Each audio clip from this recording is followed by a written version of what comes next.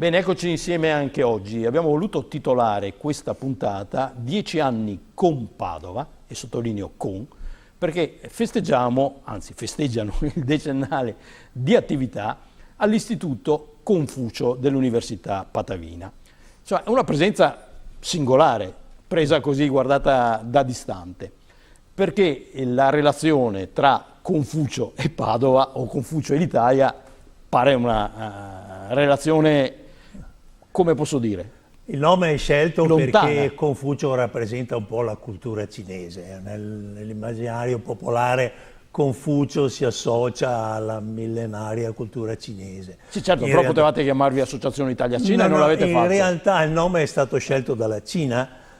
Ci sono adesso più di 500 istituti Confucio in tutto il mondo occidentale. È un veicolo sostanzialmente di cultura e insegnamento della lingua cinese. Potremmo associarlo un po' a istituzioni come il Goethe Institute, l'Alliance Française, però è basato su accordi di collaborazione tra università, è completamente finanziato dal Ministero della Cultura cinese. Ci mandano insegnanti che hanno un training speciale per insegnare il cinese a stranieri, e poi abbiamo tutta un'attività di tipo culturale in cui cerchiamo di far conoscere, specialmente in Occidente, aspetti della cultura cinese che sono assai poco noti. Un po' come gli istituti di cultura italiana all'estero, insomma. Qualcosa del genere, solo che questo ha un'ufficialità, è basato su accordi di collaborazione tra università, e quello dell'Università di Padova è basato su un accordo di collaborazione che ormai è durata di 10 anni, tra l'Università di Padova e l'Università di Guangzhou. Guangzhou è il nome cinese della città di Canton, conosciuta in Occidente come Canton, che è forse la terza città della Cina come popolazione. È un porto importantissimo, un centro commerciale, un centro culturale estremamente importante nella totalità poi delle attività cinesi che sono... Ecco, e a suggello della positività di questo rapporto ricordiamo che il 27 settembre, per la prima volta in Italia, per la prima volta a Padova, ci sarà il balletto classico, The Classical Ballet, appunto di Guangzhou, al Teatro Verdi. Allora, bisogna dire... È una compagnia rinomata. È una compagnia famosa. L'Università di Guangzhou ha un dipartimento che si occupa proprio di coltivare questa tradizione millenaria del balletto cinese. Il balletto cinese, adesso bisognerebbe cercare di comprimere un po' la storia di questa cosa, ma si rifà... In Cina è tutto millenario. Sì, ma si rifà un po' alla tradizione delle arti marziali. Ha una storia molto diversa dal balletto classico occidentale, che è nato sostanzialmente all'inizio dell'Ottocento, specialmente in Russia, in posti del genere. Il balletto classico cinese è una trasformazione ingentilita delle arti marziali, del Tai Chi e dei movimenti. Vedo qua nella presentazione del balletto si parla di Romeo e Giulietta. Romeo e Giulietta è una storia veramente molto interessante. Risale al 500 d.C., pare, questa storia, di questi due giovani amanti che hanno avuto una vicenda travagliatissima. Lei ha voluto iscriversi a... Quindi niente Montecchi e Capuleti? No, è prima di Montecchi e Capuleti.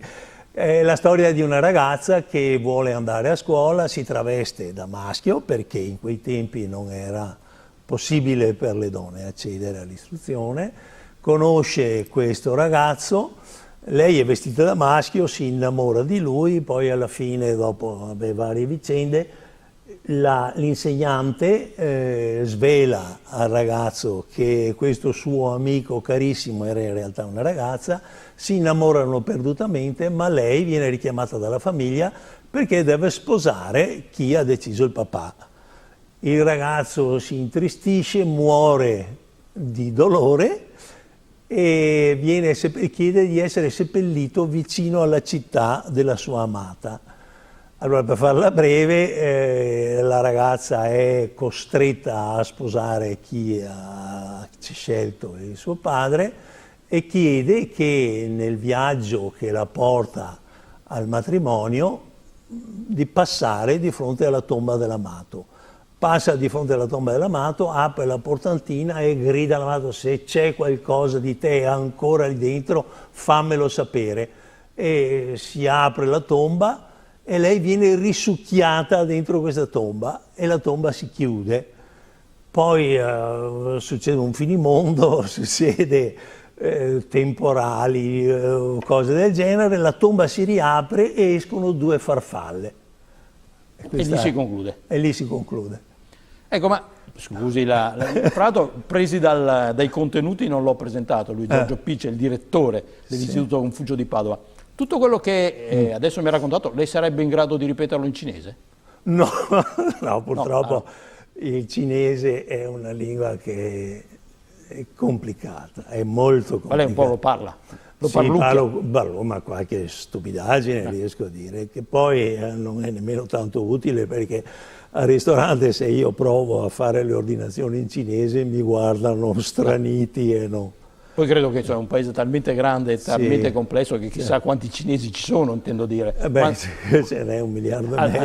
No, qui siamo solo i dialetti italiani, penso che là sia molto più complicato. Allora, Mao ha cercato di unificare, c'erano tantissimi dialetti. Anche da noi hanno provato con l'italiano, e c'è, però insomma, i dialetti ci sono.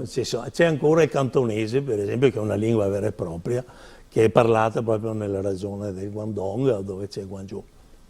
Allora, questo fine settembre, voi festeggiate il decennale. Oltre al balletto di Guangzhou, che ci sarà? Ci sarà la cerimonia di rinnovo del contratto di collaborazione tra le 2 università, ci sarà una grossa delegazione importante che arriva dalla Cina, ci saranno ovviamente i discorsi di rito del rettore, non so, ci saranno vari personaggi. Questa è la parte formale. Il pomeriggio una serie di incontri con lo scopo di puntualizzare, di rinnovare certi accordi di collaborazione scientifica, perché l'Istituto Confucio ha affiliato una serie di iniziative e hanno fatto veramente da ponte per i rapporti tra l'Università di Padova e l'Università di Guangzhou, ma ancora di più. Noi vi conosciamo perché organizzate il Capodanno cinese. Ma no, non solo, perché ci sono varie iniziative. Tra l'altro una ha coinvolto anche la Municipalità di Padova. C'è un progetto, c'è un memorandum che è già stato firmato l'ottobre dell'anno scorso per il gemellaggio tra la città di Padova e la città di Canton. La città di Padova ha 250.000 abitanti, Canton ha 15 milioni quasi. Comunque si farà questo gemellaggio, sister cities, tra città di Padova, il comune di Padova e quello di Guangzhou. Ecco, mi scusi la domanda più banale, vorrei. Ci spiega chi era Confucio? Perché è uno di quei nomi mitici, però poi se uno che... Confucio, adesso io non mi ricordo esattamente le date di nascita e morte, ma più o meno il V secolo avanti Cristo, era un contemporaneo dei grandi filosofi greci, di Platone. È un po' come Platone ha scritto la Repubblica per puntualizzare una serie di strutture civiche che avrebbero, nel suo modo di vedere, dovuto formare una società perfetta.